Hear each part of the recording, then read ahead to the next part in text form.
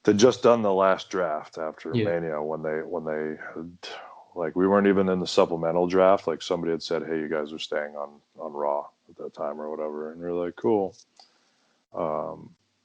And so then I think that same day, like, the guy who called me was like, I think we're all supposed to go to NXT. And I was like, well, it'd sure be nice to be told this, you know. And he was like, he goes, I'm trying to figure it out. I'm trying to talk to all these people and find out. I said, well, cool. I'm on vacation this weekend, so I'll call you afterwards or whatever.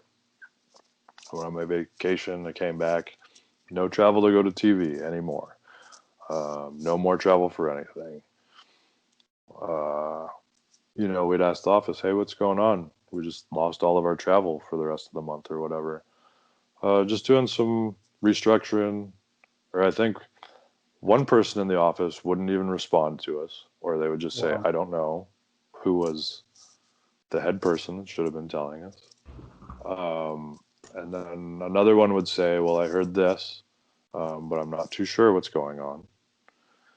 And then, I think a Euro tour was coming up. And so I remember Khan had talked to the person who books that, and he goes, no, we got filled up. We're overflowed, which was honestly a problem on the last few because they would already fill up the buses with, our roster, and then they'd add on the NXT UK roster, and everybody would get filled up. And, I remember a lot of people would wind up joining the tour even as, like, things were going on.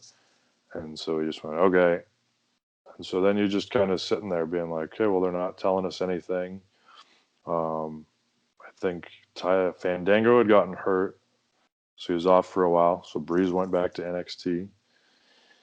And I remember it had been a couple months, and we're like, cool, we're not getting any answers. And then we got a text, not a phone call. We got a text message that basically said, hey, guys, everything is going great in the company. We've got a lot of big things coming up. Really excited about it. Nothing will change for you. But nothing is about to change for you guys. Then hope you're well. We were like, why the fuck even text us? So you're basically rubbing it in that you have a lot of new shit going on that you don't want us to be a part of. So it's not too cool, not too professional, not very businesslike either. And we just kind of went, fuck you. And we just stopped responding to anything because after, I don't think we responded to that. And as time went on, that was all that they would do, is just say, hey, just want to check in and see how you guys are doing. And we didn't bother responding. Like, why at that point? Nobody was still being released. I think Dillinger was the only one who was able to get out of his contract or get released kind of at... No, that happened even before then. Never mind. They were not releasing anybody at that time because I remember the last Royal Rumble we went to, Dillinger was already released, but since he's married to Peyton or whatever, he's backstage with us there, So we just said, fuck it. They're not going to let anybody out because they're afraid everyone's going to go to AEW or whatever. And so we just waited, basically, Just waited because we knew it was coming. We just said we knew how long was left on our contract. Let's see how long they decide to keep playing this game because it's stupid. But how long did you have left on that contract before you got the call? They saved themselves 3 months worth of pay total because they just cut us off at the end of 2019 because we still had until June. I think it was June of 2020 was when we had. But so when they cut us off at the end of that year, you still pay us for 3 months or 90 days or whatever, right? So you really didn't save yourself any money. If anything, they were just assholes because they fired us the day after my birthday, also in December. Wow. You know what I mean? But really, I was tired of it. I was tired of playing their whatever game. I had needed something from the company that didn't involve talking to kind of anybody with talent relation-wise at the time. And so I was talking to legal about some stuff. They're like, yeah, we can do all this for you. We'll get it all started right now. You just have to run it through this department. And that department really stretched out, not sending an email. You know what I mean? And why, I don't even know. I don't have any qualms with that person, you know. And it was just things like that would go on. And I mean, I went from being a guy who lived and breathed wrestling 24/7 to the time I went home, I wanted nothing to do with it anymore for a very long time. Yeah. Like, I remember talking to friends and being like, I'm more mad now that I'm not upset to not be there. But honestly, I felt so terrible being there the last few years that getting away and shutting off completely was what I needed. So. Yeah. So when did you get a call, or was it like, how did they let you know? Oh, they sent us all a text that day. That was how they did it. And that, which was funny because it used to just be a phone call. And so I got the text that morning, and I text some of my friends. I go, "Oh, they release people over text now?" Somebody said, "No, there's no way." And another person said, "I was just in contract negotiations last week. I got the same text. There's no way."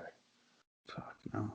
Well, we were all released that day. But I think, I can't speak for Sin Cara. I knew he was trying. I think he'd been trying for a while because they'd kind of dicked him around too for a while. And so I hadn't spoken to him at that time, but I had spoken with Brody. And we were like, no, there's no way. And then Brody was the first one to call. And actually what he said was, I'm having a great time with my son today. I don't want these motherfuckers to ruin my day. It's a legit quote. And then he texted me back about 10 or 15 minutes later, and he's like, yep, we're getting released. I was just like, oh, wow. So then it was me and Connor just waiting to be like, okay, what's the deal? And honestly, like, they kind of tried to give us, I think they tried to give everybody a little bit of a runaround about reasons why. And I know 3 of us for sure just said, just cut to the point. What do you need from us in this situation? Like, I had just moved. I go, do you need my new address to send me my papers? Yeah. And he went, yeah. All right, here you go.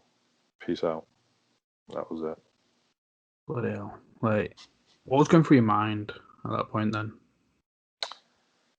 I just bought a house and moved across the country again. This is when you moved to Florida. Yeah. And so I was really happy because I had needed a piece of paperwork showing my employment to them for 10 years. So I was really happy I'd got that done. And honestly, I was just like free, because no matter what, even sitting at home for a while, I wasn't free. Like, I couldn't, still under their bubble. I couldn't tweet what I'd want to tweet or whatever. Not that I'm big on my social presence by any means, but just everything. When you're in that bubble, you're always under Big Brother. Anytime you think they're not watching, well, that's when they are. And it was just stupid stuff like that. And it was such a big weight lifted off my shoulders to just finally be free. Like, I was happy. Of course, there's a little bit of stress of like, what's next, what's to come, whatever. But thankfully, in the last couple of years, I've done so much mental work on myself that doesn't really happen anymore. Yeah. But it was just letting go of all the negative, because even for a while, like, I sat there for a while afterwards, and anytime I looked back, all I could think of was negative things. My mind was so just pointed onto all of those. It was so locked on, and I just had to let it all go. And it's, the breather that I've had has been very life-changing again for me, because it's just, there's so much negativity that I had clinging to me from all that, and it's been so freeing to let it all go, and I don't miss it there. That's the thing. Like, I the last while that I was there, I'd have to tell myself every day, and I'm not somebody that should have to tell myself this, but I'd have to say, like, I'm reminding myself that I'm very lucky to get on a plane, and I'm very lucky to be getting my rental car, and I'm very lucky to be going to my hotel room, and I'm very lucky to be going to an arena, and I hated that. I was like, well, I shouldn't have to remind myself. I know I am, but I hated every bit of it because I knew I wasn't going to do anything fulfilling whatsoever. And so getting rid of all of that has been great. Is that why the name's now The Awakening? Because you're finally waking up from being like locked down? Like, I mean, it's very suiting, and you would have think that we would have come up with it, but no. We had been not fighting, but kind of tossing ideas back and forth for a long time. And one of the first interviews we did with somebody, they threw it at us, and they were like, "Yeah, I came up with this idea for a name for you guys," and we're like, "Oh, great, what's that going to be?" You know. And then the kid said it, and we were like, "Oh, shit! Why didn't we think of that?" So that's honestly how it came about, because we had been trying to figure it out, and it was always something around that, and obviously that was the word that had been escaping us, because we had been trying to figure it out, and none of them was right. And you know, when I can't remember his last name, but Dave said it, we were like, shit, that's the one. So, and it's all too suiting, because we're definitely far more awake now. No, like you mentioned right at the beginning with Headbangers, it's refreshing to be able to do stuff and not being told you can't do that because of whatever reason. Is there anybody, whether they're still signed with the company or if they're not, is he a tag team that you'd love to be able to work with without all of those chains and restrictions? And I'd always say the Usos, because I always loved working with them. Yeah. I mean, Claudio and like Cesaro and Nakamura would have been pretty awesome. I don't know if they're still teaming, because I don't watch. I just kind of follow people's social media. Yeah. Like Ziggler and Rude were two guys we never got to team up against, but we did work with quite a bit here and there. I always loved Ziggler, and I loved Rude. It's funny, we used to wrestle Angelo Dawkins with every other tag partner that he had before being in there now. So like I've never gotten to work that team either. Because Montez, he came in right after we left. Yeah. So, and even those two getting put together, they kind of got stopped and started, a couple times, I think, within NXT. Other than that, I can't, think of anything off the top of my head in WWE. Who are you wanting to face that's out there? I asked Connor this question. He mentioned the Briscoes and also Rock and Roll Express, but he did say he's taking the Canadian Destroyer because you had the worm. There's already called dibs on that. That's fine. Yeah. I've only just learned the backflip, so I'm not too interested in doing it onto my head. But yeah, definitely those two teams for sure. I mean, the Briscoes are just such a pinnacle. Like, I mean, they're the best, and they've been the best forever, and I think they're going to continue to be the best forever. So I'd love to be able to get my hands on them. And the Rock and Roll, living legends, still going hard. I mean, how could you not want to? Yeah. I mean, other than that, when I look at everything, like I look at all the AEW guys, and they've got so much good going on over there. TNA's, they've got good over there too. I was disappointed when the North got split up. Because I enjoyed watching those two work together and interact together and stuff.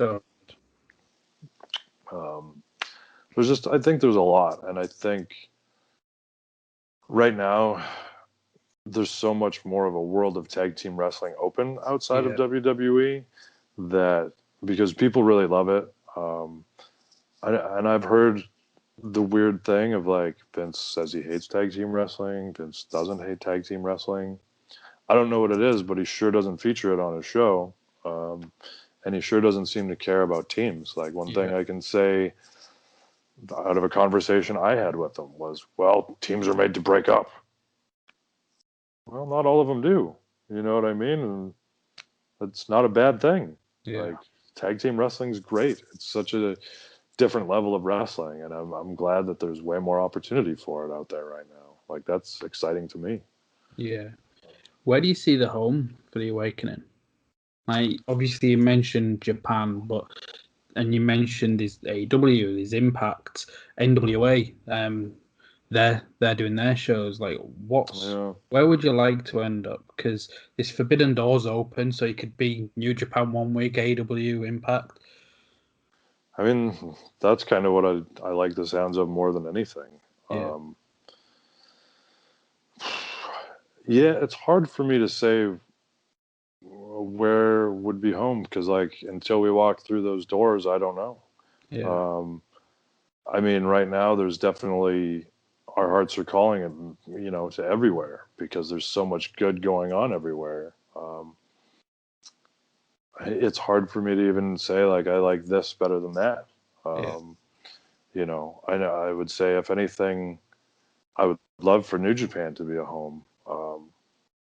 Maybe in my eyes more than anything else, and I don't know if that's just because I've had such a longing to be back there and go back there, and it might all just be nostalgic. I don't know how the actual locker room is right now, or how the company is within standings, but all those things affect it, and I don't really hear bad things anywhere, to be honest. So it's not like I couldn't picture us being anywhere of those places or all of those places. Yeah. I'd love to step in them all. Like, we've never been in Impact, never been in AEW, we've never been in ROH. Like, I think there's just so much good right now going that I don't want to pigeonhole it to say one place, because, like, I mean, it's wrestling. Everywhere should be our home. It's wrestling. Yeah. You in talks with anywhere? Like, you'd have to say the company, because obviously things can change, but can you see yourself being on TV soon?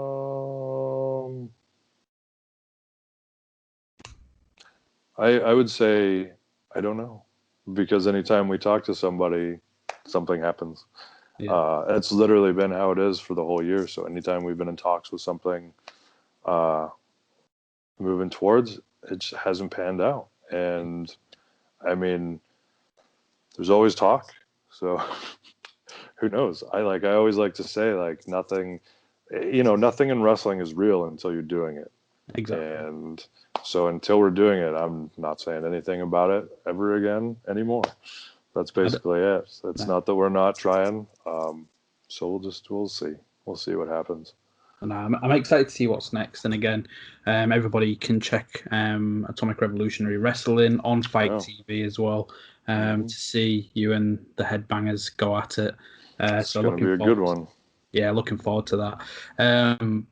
But first off, like, thank you for coming on, like, giving me so much of your time. It's been great chatting to you, and hopefully can do it again down the road with you both once the world's opened up, I guess. Obviously, pandemic, COVID's still affecting places here like the UK and all the travel restrictions, but excited to see what's next, and hopefully you do get that New Japan World Tag League run, because that'll be...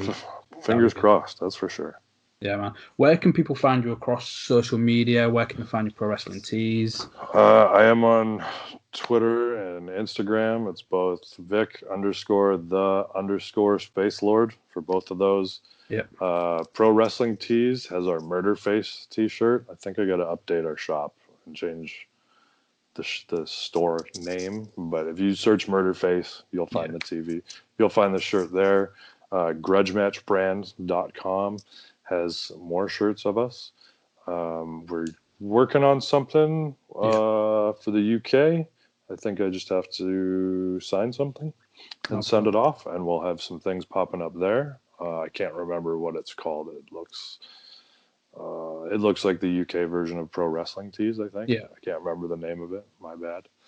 And that's it for me, basically. Oh, brilliant. I'll put the links and the handles in the description. But again, Vic, been a pleasure speaking to you. And, thanks, man. Hope you get your Mandalorian helmet soon. Yeah, man. It's supposed to be June, so hopefully they don't put it off again. No, brilliant. Well, everybody, make sure you do follow Vic on the show. Make sure you hit subscribe, hit like. Until next time, bye for now. Friday morning.